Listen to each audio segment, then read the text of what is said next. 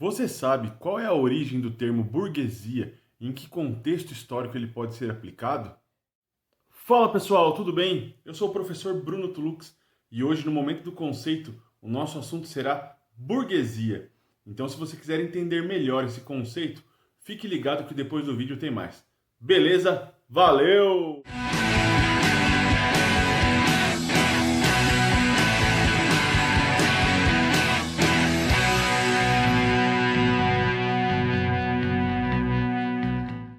O termo burguesia faz referência a um grupo social que adquiriu diferentes significados ao longo da história. E existem duas definições que são mais comuns para tratar sobre burguesia. A primeira dessas concepções, que é a concepção mais comum, é aquela que faz uma associação entre burguesia e capitalistas e comerciantes. É uma concepção que herda, uma característica que surgiu lá com os burgueses do final da Idade Média, que eram os primeiros comerciantes que faziam aquela movimentação econômica em torno do burgo, aí surge o termo burguês. Já a segunda definição, que foi forjada a partir dos estudos de Marx e Engels, ela trata dos capitalistas modernos e faz uma associação dessa classe com os detentores de todos os meios de produção e que, consequentemente, são exploradores da mão de obra, ou seja, do proletariado.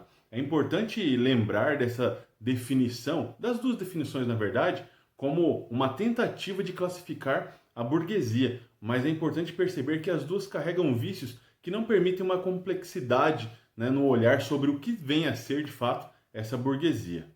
A primeira delas faz uma definição da burguesia como uma gama de todos os comerciantes ou todas as atividades desenvolvidas pelos comerciantes, o que de certa forma deixa essa visão muito mais resumida, muito menos complexa do que ela realmente é. Já a segunda, ela parte de um princípio de classificação desse detentor dos meios de produção num sentido revolucionário, onde você coloca em sentidos antagônicos os burgueses, os capitalistas, e a classe trabalhadora, que são os proletariados. É importante perceber que essas definições ajudam a compreender o que vem a ser burguesia, porém é preciso ter um olhar mais abrangente sobre esse tema. Então, buscando uma definição mais complexa, vamos entender da onde surgiu o termo burguesia. Burguesia surgiu no continente europeu, mais precisamente na região noroeste da Europa. E é importante lembrar que por volta do ano 1000, esse termo servia para designar todo cidadão que vivia na cidade, que portava direitos privativos e que tinha um mínimo de riqueza, ou seja, que detinha pelo menos uma casa própria. Por volta do século XIII, surge então uma definição mais complexa sobre esse termo burguesia, e ela surge especialmente em Paris, onde, para ser considerado burguês, era preciso viver há pelo menos um ano na cidade, não ser um criado, ou seja, não ter um trabalho que fosse de serviçal, era importante pagar os seus impostos e também morar em casa própria. Porém, em outras regiões da Europa, esse mesmo termo burguês assumia diferentes significados. No entanto, todos eles versavam sobre o mesmo denominador comum, que era ter um trabalho que gerasse renda. Então essa era uma característica do termo burguês que era comum nessas várias definições que surgem então no continente europeu. E se para nós hoje ainda é difícil definir com precisão o que é a burguesia, naquela época também existia uma dificuldade muito grande para definir o que de fato caracterizava um burguês.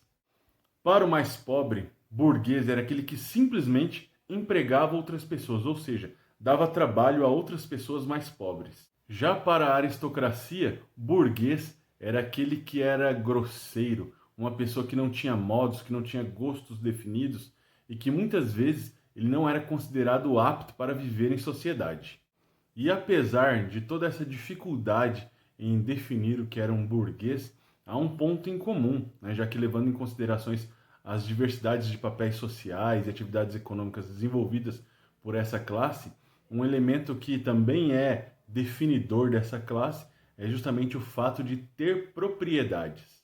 Um fato curioso é sobre a origem do termo burguês, já que nas línguas germânicas nós temos o surgimento de Burg, que faz uma referência a um local fortificado que coincide inclusive com aquela definição do burguês como aquele que habitava as regiões marginais do feudo, ou pelo menos as regiões entre um feudo e outras regiões limítrofes, que era de fato um local fortificado, já que era a divisa entre o início de uma propriedade e o fim de outra.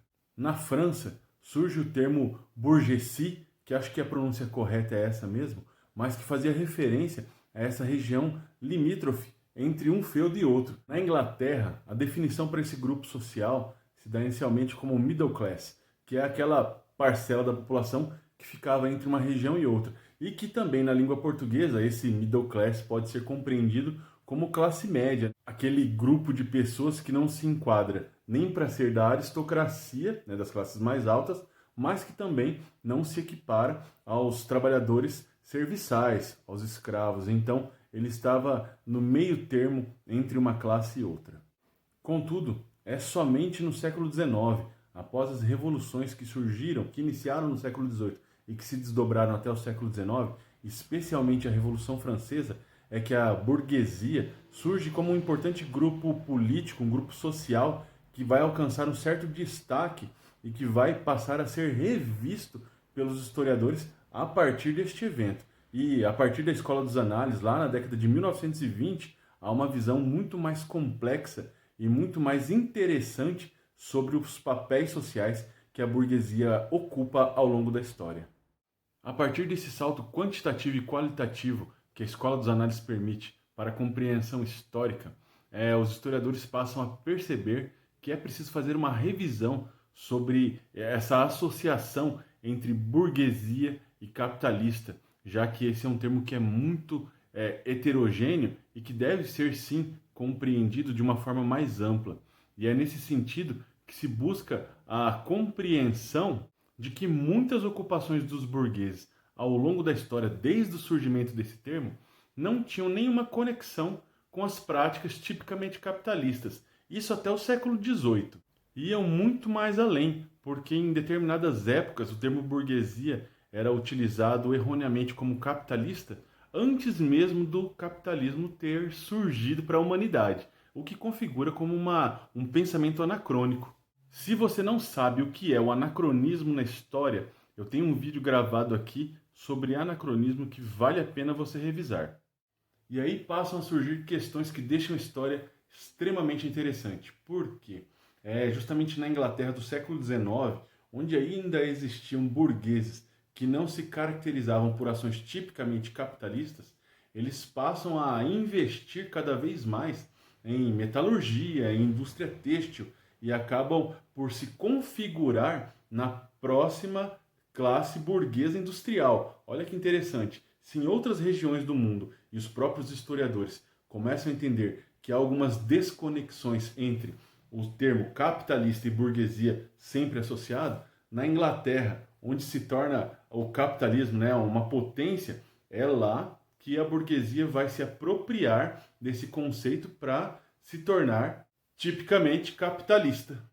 Então, para caracterizar a burguesia, é importante lembrar que ela está intimamente associada a um caráter estritamente urbano. Outro elemento que está associado e que permite caracterizar essa burguesia é o consumo de arte e cultura em ambientes tipicamente urbanos, ou seja, essas manifestações artísticas e sociais que passam a ser cada vez mais produzidas para alavancar uma identidade burguesa, vai diferenciando esses burgueses dos mais pobres e também vai criando uma autonomia, uma identidade dessa nova classe diante da aristocracia. Mas percebam que esse não é um processo que acontece do dia para a noite.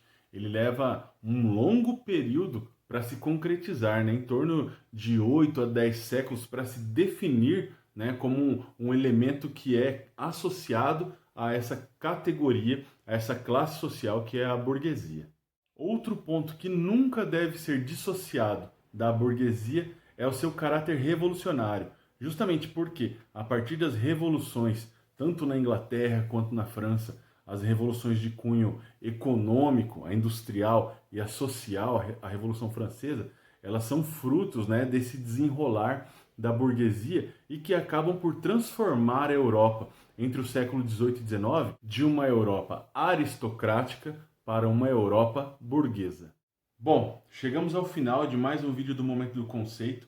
Eu espero que vocês tenham gostado desse tema burguesia, porque ele é bastante presente tanto em provas como vestibulares, como Enems, mas que ele é fundamental para compreender a dinâmica da sociedade a partir do século XVIII e que vai se desenrolando até os tempos, até os dias de hoje. Então, se você gostou, compartilhe esse vídeo com um colega, com um professor, e que você possa criar novas conexões, novas reflexões, novos saberes a partir da discussão, a partir da difusão dessas ideias e do compartilhamento da sua impressão sobre a história. Bom, é isso. Segunda-feira eu volto com um novo vídeo. Muito obrigado se você assistiu até aqui. E é isso, gente. Valeu e até a próxima segunda. Tchau, tchau!